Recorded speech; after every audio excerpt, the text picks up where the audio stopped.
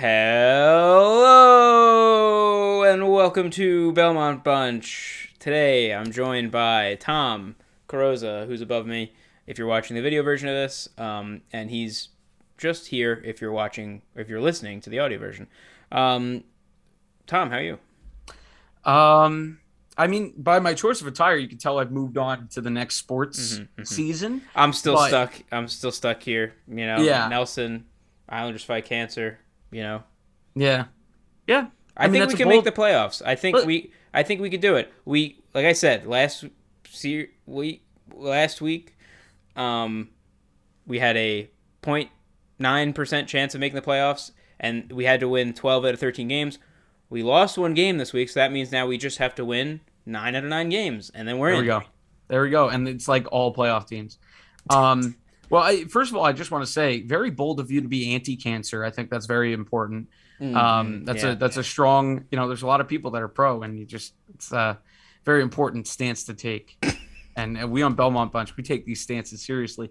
But anyway, I forgot what the question was. I think you just introed me. How are you? And there wasn't a question. Yeah, I know. I said, how are you? I'm not well. Okay. All right. Moving on. Roll the intro.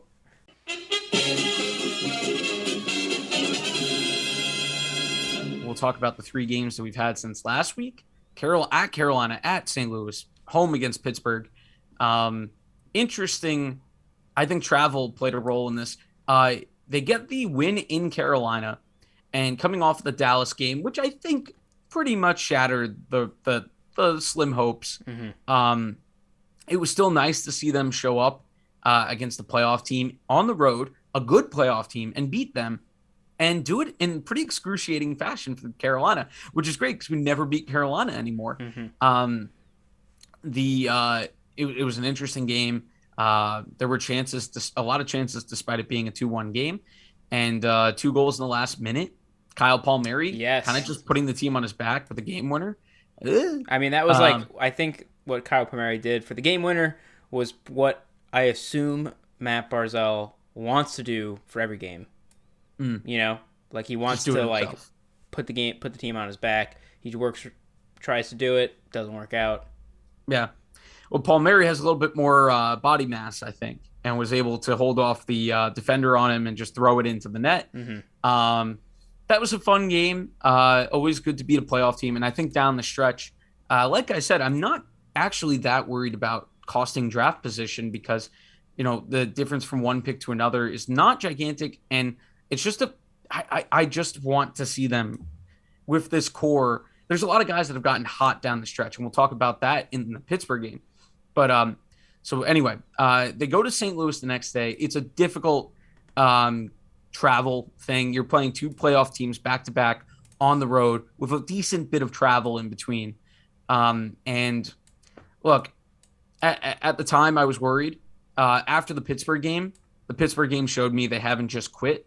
The St. Louis game made me worried that the rest of the season was going to be an absolute slog to get through, because I was like, oh no, is this the effort we're going to see the rest of the year? But I think it was just a lot of it was travel, and it was probably the first game after during the game they realized they were done, based on the way that all of a sudden the Capitals are starting to play well. So Grant Hutton scored his first goal. That's good. I thought the team looked really lazy, flat on their feet. I thought Varley was pretty bad. He had a lot of rebounds. They just coughed out right back out in front of him. And it didn't help that the Isles were, just not like I said, flat on their feet. They weren't jumping on those rebounds to clear them. And that's actually something that kind of stuck around for the Pittsburgh game, that the Islanders not controlling, even when the rebound wasn't a bad rebound, the Islanders were just not good getting the puck out. And I don't know, got to be more assertive with that. The Pittsburgh game was a lot of fun. Only thing I would add to that is that 2 Islanders scored in this game. So it was Grant Hutton, his first, and Nick Leddy. How dare you? Yeah. Let's recall a time where I proposed that we trade Nick Leddy for Patrick Laine. Yeah. One of the channel's greatest memes. If I find it, I'll insert it here. Yeah. Nick Leddy. He's available from the Islanders if you want him. We just want Laine. We only want Line. Okay. And if Anyway. you didn't, you're a hack fraud. Oh, come on. We're both hack frauds. Oh, that's true. Yeah. I'm trying to look more and more like Mike Stacklasa every day. Actually doing really good. I'm trying to look more and more like Rich Evans. He's my Hollywood super idol. There we go.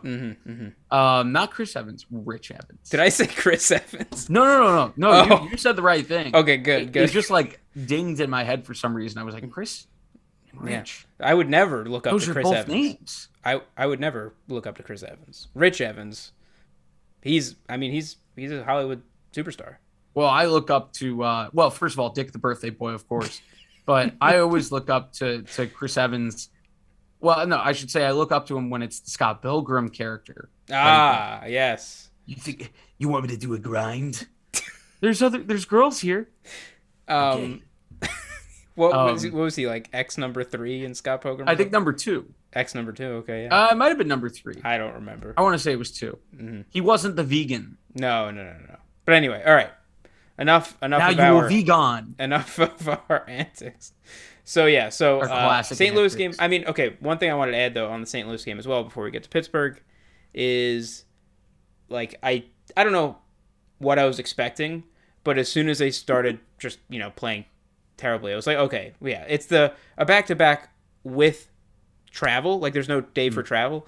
That's very unusual in the schedule. I mean, everybody's schedule's tight at the end of the season because of COVID and everything. So it kind of made sense, and that's like the excuse I was giving to them in my head, was that they you didn't expect them to win. You didn't hope that they would get blown out, but anyway. How far do you think North Carolina to Missouri is?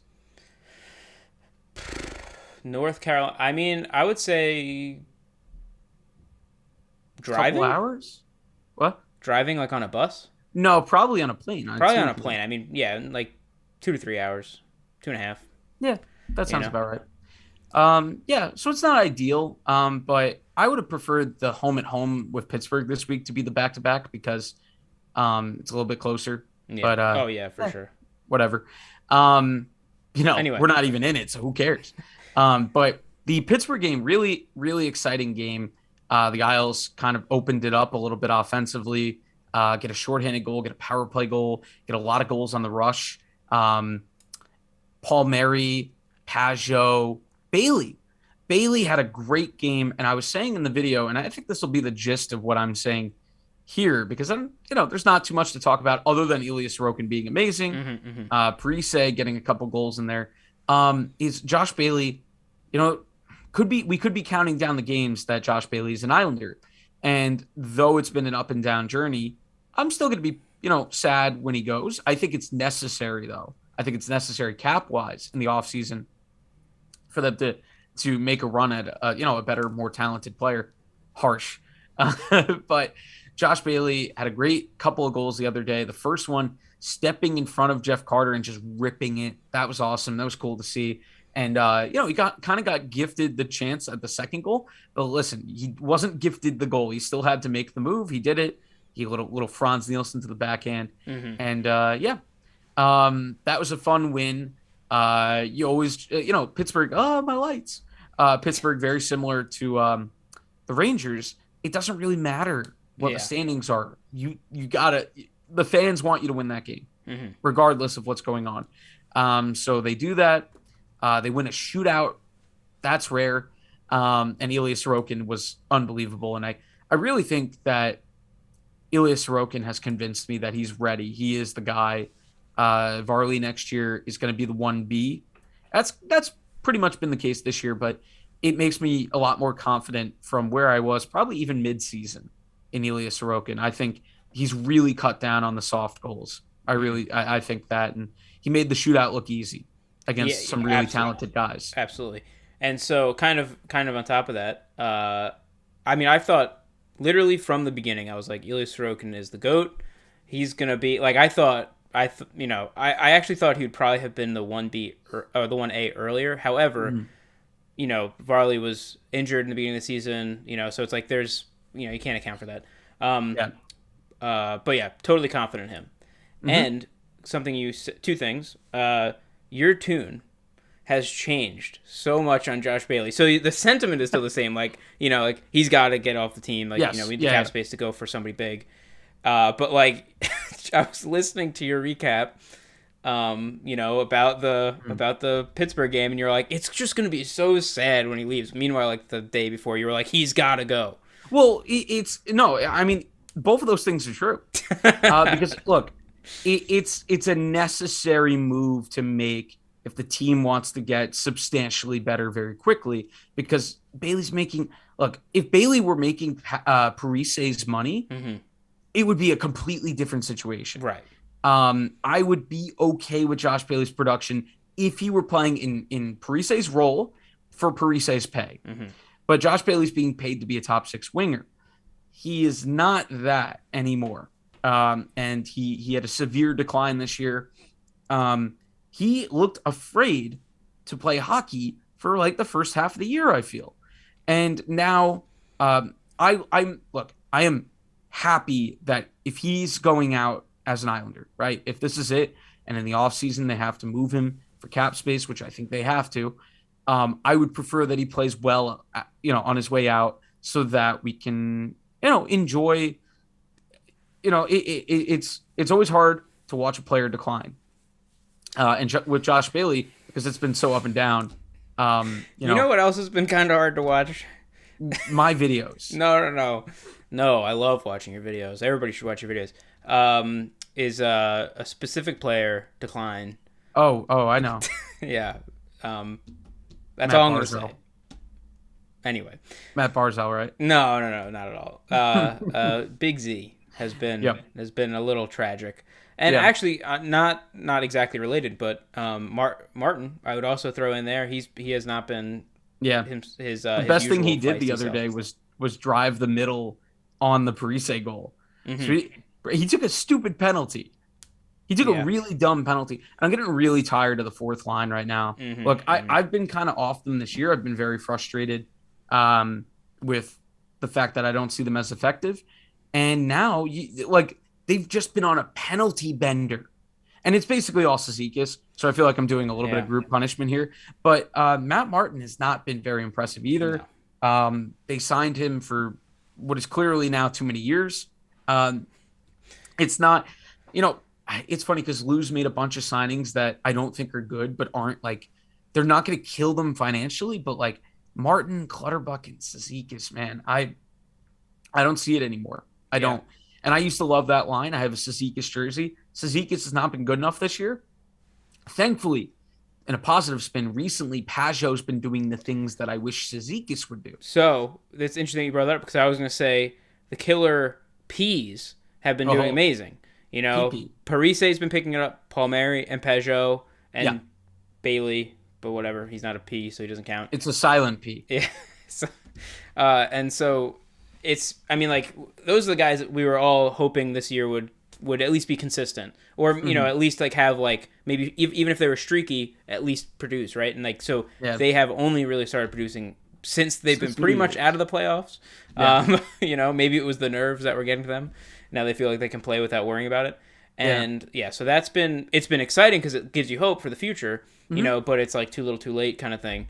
And it probably shows that the decline isn't quite as hard as we thought. Well, so that's what we hope, right? And the one thing that is one thing I'll give them credit for, at least Parise and Palmieri, is Parise, I guess more so, getting used to the team. There's a lot of changes that happened this year between COVID, new arena, and he's a new team member. So it's it could just be he's finally found his groove, hopefully. And I would put the same thing for Palmieri, but when was he traded? Was he traded at the deadline last year? Yeah, close to the deadline, I think. So it's maybe you can make the same excuse there. I don't know, but either way, it definitely gives me hope for the future. And they're the people that you keep on calling out in your videos, so something's working. I'm doing a great job. You're doing the Lord's work, Tom. Well, my brother's always said that I will, talk shit about a player and then they will immediately make me wrong. And it worked for Pajot. It worked for Palmieri. I think it worked for Bailey. I think, didn't I recently say, okay, we should pick a player. You pick a player. Zdeno Chara. But that might be impossible. And also, there are also, limits to your low-key, powers. I am low key rooting for him to not score this year because I want Lou to be all the way humbled by that terrible, terrible signing and that god awful plan to remember. We've said this a million times. When he was signed, it was like, oh, that's cool as a seventh guy, and Right. Lou was like, he's gonna play top 4 minutes, and I was like, what? Yeah. All right. I'm And just now looking at. they suck. So somebody that you could talk a little bit of trash about might be Matt Barzal. You know, he's playing. He has been playing like as good as he normally does. He hasn't been bad though. I would say. I think you used a word. What word did you use to describe him? Slightly underwhelming. Slightly underwhelming. I would agree with that. I think a part of it. Look, he is kind of seen as the face of the team, and thus, since the team had an underwhelming season, it's seen that he did, and by points. He has difficult. 49. He's second behind Brock Nelson, who has 52. And it's difficult to watch. Like Johnny Gaudreau just passed 100 points. Like there are players that people want Barzal to end up, in his career being a comparable to, who are doing much better. But Johnny Gaudreau's been around. A lot of those guys have a decent bit more experience than Barzal, and it's a different system with Trotz. And what I'm hoping for is that Trotz is willing next year to maybe open it up a little bit more. I think this year we're seeing right now a few guys that are playing with less pressure because the season's pretty much over, are playing a little bit looser, and it's giving them more offense. I think their offense has been pretty decent for a little while now. Barzal last night had a great assist to Parise for that first goal. Parise's gotten it going. Bailey's gotten it going. Palmieri's gotten it going. I think Pellick is I think it's his best offensive season. So 3 goals, 25 assists. Yeah, a lot of assists. That's a lot. And just in general, I think like he looks more better as a puck carrier. So I think it started with us talking about Barzal, but kind of like I said, it kind of leads to a discussion about the whole team and the system. And I will say, if the team plays a little bit less, maybe it hurt them that they had such high expectations. They heard that Belmont bunch picked them to win the division, and all of a sudden they just fell off. I should have gone with my gut, which is that this is a team that you. For the record, I think your gut was they were in second place in the division. So, well, I should have gone with the thing that I remembered a few weeks later, which is the last few years. They're not really built to win a division. They're built to scrap into the playoffs and then be awesome there. But they need to be able to scrap into the playoffs, and they need more goals to do so. Which we have talked a lot about, like if the 2019-2020 or no, yeah, 2019-2020 season wasn't abbreviated, they might not have made it into the playoffs. Yeah. If same thing with the shortened season, last season 2020-2021. Yeah, and now this season they're playing a full 82 game season. And it shows for the first time in a while. Yeah. So, from Barzal, he could just be a little bit more direct. I think there's been a few times. You got to say something meaner, all right? You just got to, just so he gets going. I don't think, I'm not going to. If he scores 5 goals in a game, we might make it into the playoffs. Yeah. Well, you know what? I think his first year, since he was over a point a game, everybody wants to pretend that's going to be the way it is for the rest of his career. But people have to remember that Islander team was awful defensively and amazing offensively. So that team just was, I guess that team was catered to get Barzal points, but it was not catered to winning games. Yeah. This is currently the way Trotz has developed it, and Lou and stuff, is that it's catered to win playoff games, And now they have to cater it a little bit more to winning regular season. Exactly. And honestly, that's not such a bad thing, because it's okay, you could play that style in the playoffs, it's not like you have to necessarily commit. Obviously, it might affect players, trade deals, all that stuff, but in terms of style. Kind of leading into, we're going to do around the league in a second, is I think the Islanders have done the hard part of identifying kind of the core guys that they need in terms of that's the guy you need come playoff time. They have a lot of those guys that perform in the playoffs. The Rangers, I think, just recently had a very good trade deadline, despite not having a huge buy, because they went out and they got a few heart and soul guys. They got Andrew Kopp, who's played a little bit with Panarin, So that's pretty cool for him. And they got why am I blanking? They already had in the offseason they got tougher on the fourth line, and I think that's starting to pay dividends. Guys, we're a Rangers podcast now. But yeah, so the Rangers, the things that the Rangers had to do at the deadline are things that I think the Islanders already have in-house. So now it's a matter of doing the dumb, easy, fun thing, which is just throw money at a superstar. Isn't it fun? It's like NHL GM mode. Man, that would be so amazing. Yeah.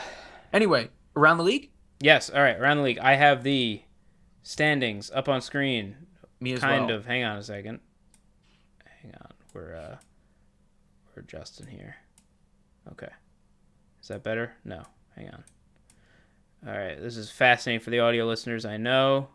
So I guess maybe the way we'll do it is I'll say the name of the team, and then you'll give a brief blurb. We'll try and get it done in under 4 minutes. Yeah, we'll do that. Okay, so to start with confidence. we'll start with the Eastern. We'll do Metropolitan, then Atlantic. All right. Then we'll go to the Western, Central, and Pacific. So we're going East to West, and we're just going down like the point leaders, of the standings. Okay, so ex-Carolina. Oh, because clinched. Yes. The ex-Carolina Hurricanes, more like the ex-Hartford Whalers. Carolina is a team that. That was a reference. Wait. The Hartford Whalers?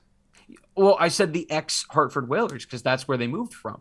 Oh, right. But okay, because I know X as in we've clinched. talked about this. Yes, I know. But you made the Seattle Whalers in Seattle in the expansion franchise mode of NHL 2021. Yeah, I also did the Seattle Cascades with it misspelled. Hey, nobody noticed for the whole season, so yeah. All right. Anyway. Yeah. All right. So that's an inside reference to our very impressive. 3 minutes 30 seconds. Okay, ex-Carolina. So Carolina, I don't know. They've had an excellent season. It's going to be interesting to see how Freddie holds up in the playoffs. It really might. It's probably going to come down to Freddie Anderson, their starting goalie, because he has a history of being really good in the regular season with Toronto and Anaheim, and then kind of like falling apart in the playoffs. So we'll see. If he's out there, if they go to a game 7, that'll be the ultimate test. All right. This kills me to say. Oh, sorry, you're not done. And let's just hope they don't play Boston because that's a team that Freddie, as a Leaf, struggled against. Okay. All right. This kills me to say ex-New York Rangers. So the Rangers, and I'm just laughing because he's saying X in front of him just makes me laugh. The Rangers, what a difference from even just a few weeks ago. A few weeks ago, I would have said they're just Igor Shesterkin and a lot of top-end talent. They don't have enough substance. They're not going to make it past the first round. They own the Pittsburgh Penguins right now. And as of right now, I'm constantly thinking about my bracket because I'm going to be doing that for a video soon. I got the Rangers winning the first round right now. I think they're proving some of the underlying numbers that they are probably more substance than I thought originally. And their trade deadline kind of made them a little bit better defensively. And, their goaltending's already excellent. So, they struggled with the Islanders. That's something to look out for. If they're going to struggle with grinding type teams in the playoffs, if they're going to struggle with grinding type teams in the playoffs, they might have some trouble. That's true. Yeah. All right. Pittsburgh. Pittsburgh has not been great recently. Giving up 4 goals to the Islanders is not impressive. Let's see. They have their last 10 is 3-6-1. That's not great. Yeah, that's not great for the third seed. And the trajectory is right now that the Caps could pass them. And the Caps could play the Rangers. Look at that. Caps They're only win their 3 points games back. in hand. Yeah, and 2 games in hand. Jeez. Yeah. That's crazy. So very interested to see what happens there. That's a Caps team I had left for dead very recently, and now all of a sudden they're playing a lot better. So they've won 4 in a row. It'll be interesting to see if they end up playing the Rangers. That's a fun rivalry renewed because they've played each other a lot in the playoffs. Absolutely. And the Rangers tend to own them in the playoffs, so maybe there's some anger. And the Capitals haven't won a playoff series since they won the Cup. That's so crazy. And there's that's a lot of due to motivation. us, due to the New York Islanders. There's a lot of motivation there. So yeah, that's it for the Caps. All right, New York Islanders. Oh, one last thing: the Caps goaltending. I don't think it's good enough to get them past like the second round, though. Even if they win the first. Islanders. I think we've talked enough about them. We've talked enough. Just in summation, but we can never talk too much about them. In summation, they're playing better recently, and they've gotten way better at home. So say that. Yes, which is the most fun thing as a fan. So yeah. All right, Columbus. Columbus is a lot better than a lot of people, including myself, thought they would be. And I think that shows that the infrastructure there is really good. The scouting is really good, that they could figure out a way to still be competitive this year when a lot of people thought they'd be terrible. And I guess it's just a matter of fixing that very leaky defense now, because they've allowed 72 more goals than the Islanders. 72 more goals, really? It's a lot. Goals. Yeah. Oh, I was looking at the differential. Yeah, okay. Yeah. So there's not a good differential. Islanders are sitting at 0. Columbus is at negative 38. All right. New Jersey. Man, they stink. Next. No. Philadelphia. That's fine. Jack Hughes is great. They got to figure out goaltending. That's the biggest thing in the offseason. They have some young guys that can score. Bratt, Sharangovich, Hughes. They brought in Dougie Hamilton. It didn't make the defense better. And they're probably going to be letting Subban go. They're probably going to be bad again next year. They have to figure out goaltending, though. They've had the worst goaltending in the league this year. And didn't they have – what happened to – I haven't watched enough of them this year. What happened to their – yeah, Blackwood. He hasn't been good when he's been healthy, and he hasn't been healthy very often. Just like injuries or? Yeah, a lot of injuries. Oh, that sucks. Yeah. All right, Philadelphia. Man, they've been one of the most disappointing teams in the league. You think the Islanders are disappointing? We're 20 points ahead of Philly. Philly, again, it's like year after year they leave their goalies out to dry. Carter Hart had so much potential, and I think they're ruining him. Still. And they don't score, and they give up a lot of goals. There's not a lot of good to talk about with them. They re-signed Rasmus Ristolainen, who's not very good, to 5 years, $5 million. Ugh. What? I don't like insane. Anything going on in Philly, which means they'll probably make the playoffs next year. All right, ex-Florida. Florida, God, I hate to say this. I know we have some Florida fans as fans of our podcast, but I'm really worried about their goaltending. In the playoffs, you can't survive with even average goaltending. You're going to run into a hot goalie. And I worry. They are so good at home. They have probably the most talented offense in the league. But that has to be the top record at home. 31-6 at home. It has to be. That's insane. But I am worried about the goaltending. The defense, if Ekblad gets back and he's healthy, that'll help. I am very worried about the goaltending. Okay, ex-Toronto. Toronto, God, they cannot waste this Austin Matthews season. He's been unbelievable. He's turned into... He wants revenge, dude. I thought Igor was going to be my MVP, but I think it is Austin Matthews now, who's gunning for a 60-goal season. And they have to do it this year. They have to. The goaltending. Again, it's another team in the East. The goaltending. I don't know if they have the goaltending. They have the offense. Bro, their it's like defense has names. It's like the exact opposite of the New York Islanders. You know? It's like we are wasting the best goaltending right now. Yeah. You know, and they're wasting. They would be wasting unbelievable offensive scoring prowess. So that means the Islanders come in with a great deal, scoop up John Tavares, bring him back to the Islanders. Yeah. But yeah, so that's that. Toronto, it's another year where it's like, surely we'll win it this year. Yeah, exactly. All right, Tampa Bay. It's funny when a team wins the cup, especially a couple times, you kind of just don't worry about them.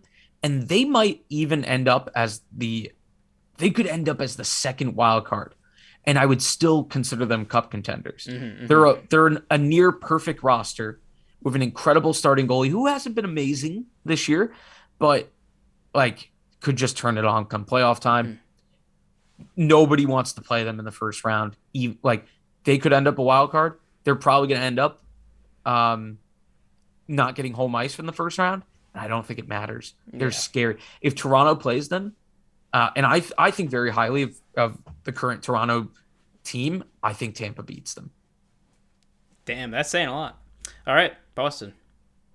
Boston's very similar. Almost basically take what I took about the Lightning, and just take away the star goalie thing because Jeremy Swayman's a good goalie, but he's not on Vasilevsky's level yet. And Olmark's been playing better, but Boston, another team I would just not want to play because they have so much playoff experience. They know how to win in the playoffs, and I desperately want to see them play Toronto because, for Toronto that would be exercising the demons if they win against Boston. For Boston, it would be really funny if they beat Toronto again. So there's no way to lose that series from an entertainment perspective. All right, Detroit. Detroit, Not last place in the Atlantic Division. They were looking like they were heading in the right direction. I still think generally they are, but their defense is god awful. Yeah, I just saw it's -71. And their goaltending's been terrible. I think Grice is just about done. Detroit hasn't done him any favors, so maybe he goes next year to another team as the backup and does all right. But Detroit, awful. Nedeljkovic has been way worse than I thought he would be. But they have a ton of young talent, so there's a core there. Now it's a matter of making some I guess acquisitions in the offseason to try to add some veteran influence to the young guys. All right, Buffalo. Buffalo has been really fun recently because they've been playing kind of like 500 hockey or a little bit better, and they beat Toronto the other day. I think they're getting there. I really like Alex Tuck. I kind of hope he's their next captain. And Tage Thompson has over 30 goals as a guy that we took Kiefer Bellows over him. That's not going too well for us right now. Buffalo, for the first time in a while, I think is starting to go, I think something's coming together here a little bit. We're still a ways off, but something's starting to come together. Got to get a goalie, though. Yes. All right. Ottawa. Ottawa has been incredibly disappointing. I didn't expect them to make the playoffs, but their GM came into this year saying, oh, it's time to stop losing. It's time to win games. That hasn't happened. That probably means he's going to get fired at some point because it's a bold enough thing to go out in public and say, hey, we're going to be better this year and then not do that. But it's very worrying to see some of the prospects kind of stalling out. Ooh, yeah. Like Brandstrom. All right, Montreal. I had picked a team coming off of a Stanley Cup appearance. A lot of people, I can't take a lot of credit. A lot of people had them missing the playoffs this year, and they've done more than that. But ever since they switched coaches, they have been better. They've been missing their veteran leaders in Shea Weber and Carey Price, but Cole Caulfield is getting there, and at least there's that. When you're a terrible team at this point in the year, you just hope the young guys start to develop, and Cole Caulfield's starting to do that. All right, Western. Let's pick up the pace a little bit. Sure. A little bit. I'm a pace guy, I got to keep my eye on the clock. All right, ex-Colorado. Colorado has to win the Cup this year. They're an incredible team. If they don't even get to the conference finals this year, that's an incredible disappointment. Also, they're 28-4-3 at home.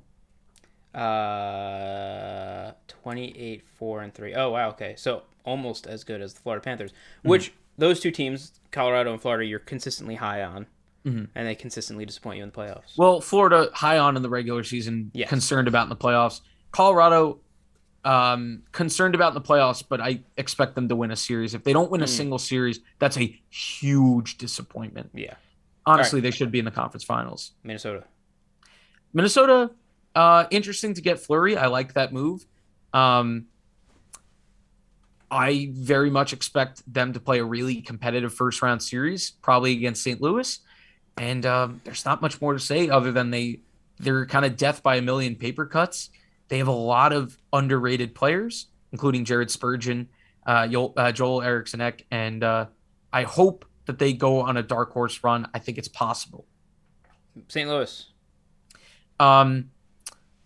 It's going to be interesting to see if the goaltending holds up. It has in the regular season.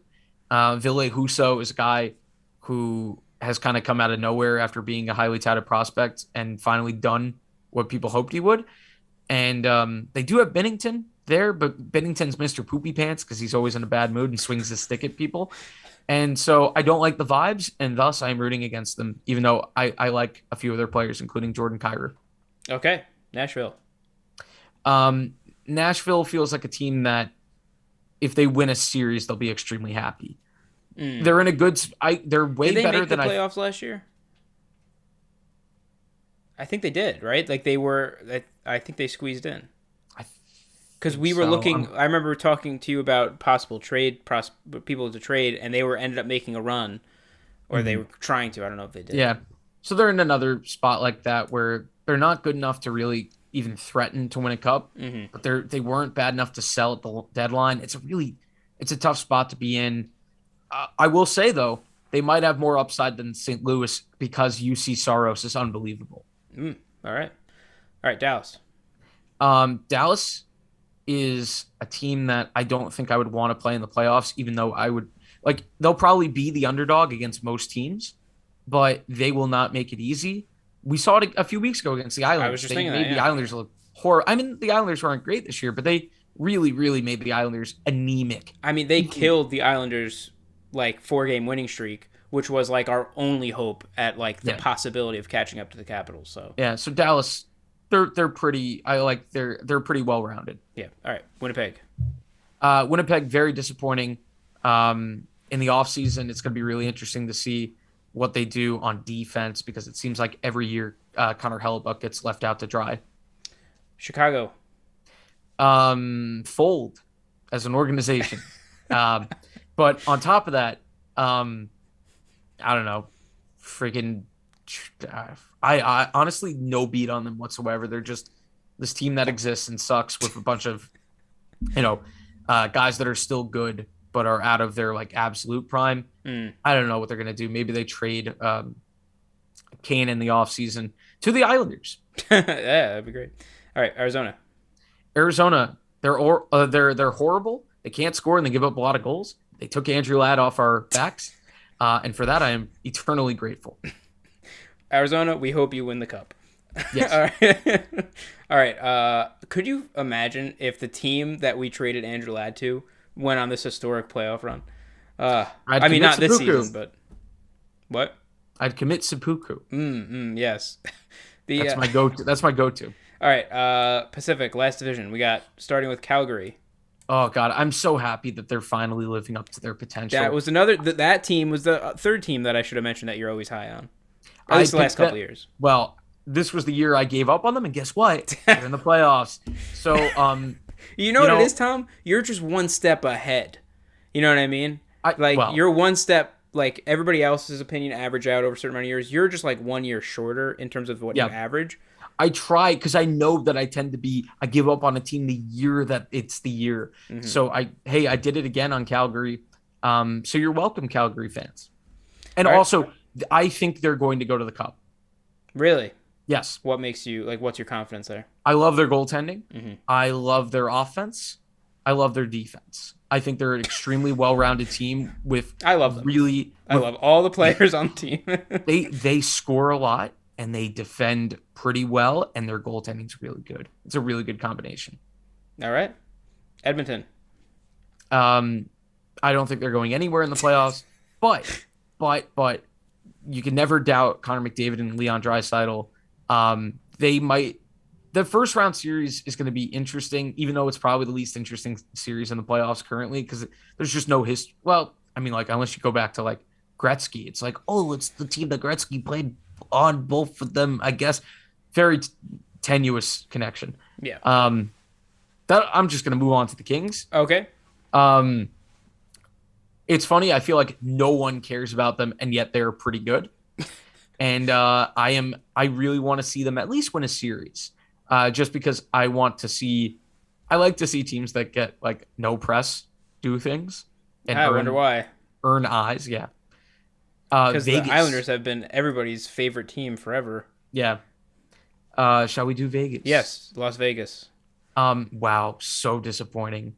I picked them to win the division. They're 14 points out of that, and they are not currently in the playoffs. Very disappointing. A lot of injuries. There is an excuse. A lot of injuries. But they also played the cap game. They tried to do what the Tampa Bay Lightning did. They did not do it they did not finesse it. They were left having to put a very, very, very good player on LTIR for a long time, and it might have cost them their season. And all I can say is he kind of earned it. Hey, it's Vegas. He gambled. He lost. And okay, cool. That was clever. And just for that, we're gonna move on to Vancouver. Vancouver is the Thatcher Demko show, and I hope they figure out defense at some point. And I still like some of their guys up top. Trade Brock Besser to the Islanders. Who? Brock Besser. Oh, okay. He looks like Prince Charming from Shrek 2. Is that why you want him on the Islanders? No. Oh, okay. Anaheim Ducks. What have you done with John Gibson? A lot of young talent. They're missing all the substance to make them good, which is like, I guess they need to be a little bit more physical, and they traded Nick Delorier, who's that guy for them. And I don't know if I like that, even though they got a third round back for a guy that's kind of a clutterbuck like. They got to get tougher in the offseason. They got to add a little bit more skill. Yeah, that's pretty much it. All right, San Jose. They have a lot of bloated contracts, and I saw the captain, Logan Couture, yelling at one of their highest paid players in Erik Karlsson the other day. That is not good, but I do like that they got Capo Kakinen. It's a fun name to say, and he played really well the other night against the Preds. I think he's a good goalie. I think it's a nice pickup, but they're in a limbo because they are paying a lot of guys a lot of money who are in their 30s. They're kind of the Islanders, but in a worse situation. Okay, and finally, everybody's favorite team that you had picked, I think, to win the division or get second place. To make the playoffs and come in second place. Yeah, Seattle Kraken. The biggest thing that made this prediction so bad is so the roster was all right. They missed out on a couple of picks that they should have made, like Tarasenko. They took Vince Dunn instead. That was a huge mistake.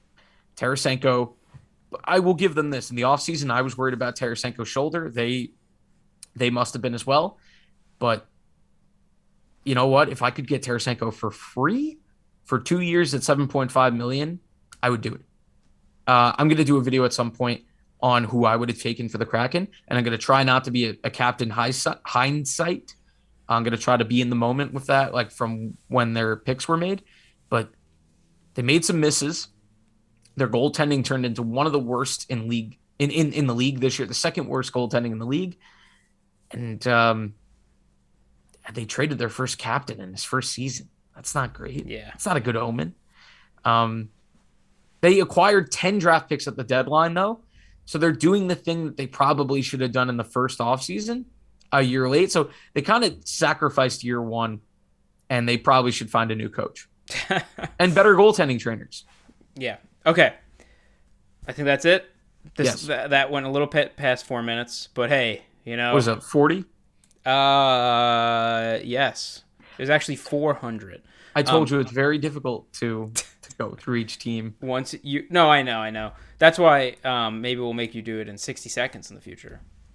Yeah, I just went through 32 teams. I feel like I did all right. No, I mean, yeah, I'm always impressed by the fact that you actually know like most, like, maybe not most of the players, but pretty much a lot of the players on each team. And it's a lot of NHL GM modes. You get familiar. Yes, I'm familiar with how familiar you are with that game based on how much you talk about it. Okay. Makes it easier that NHL 22's gameplay sucks because now I just do the GM mode. There you go. All right. I think that's it. If you have any comments, questions, or concerns about NHL GM mode, leave them in the comments below. And Tom will answer all your questions and then tell you how to min-max GM mode and do amazing. All right. I think that's it. Right? Yes. Anything else, Tom? Any final thoughts? Any closing thoughts, Tom? The Bruins and Penguins are allegedly going to play in next year's Winter Classic. Yes. And I would at Fenway Park. Yeah, I would respectfully like to inform the NHL that no one fucking cares because it's the same teams they choose for everyone. In fact, I think at the end of the first period, they're going to bring on the Blackhawks to play too. And it's just going to be the three teams that always play in these fucking games. Sorry, I wanted to go off at the end, and I feel like that'll wake some people up. All right, fair enough. Okay. Thank you, everybody, for watching, listening. Let us know what you think. And bye.